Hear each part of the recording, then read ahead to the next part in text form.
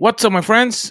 In this video, we're going to be going through how to create a new email for your ClickFunnels. And this will be used probably when you want to send emails from your email list, or when you want to send a notification, or if you want to use the new feature, the Message Hub.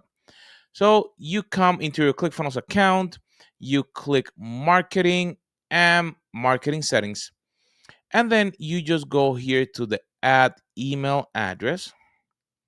And from here, you can then click and you can put the name. So I'm going to go Carlos Vargas. That'll be the label that I'm going to be using. So I'm going to put here so I know which one is it. And then the name that I want to have when I'm sending it out. So it will appear on top. So I'm going to click here, support.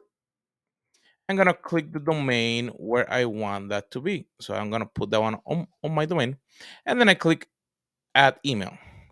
And that's all that I have to do to add that account so I can use it later on any of the platforms. So if I need to search it, because I have a ton, so you see, I have several in here, I can do search and it's gonna come up and it's gonna look for the information and I can see that account.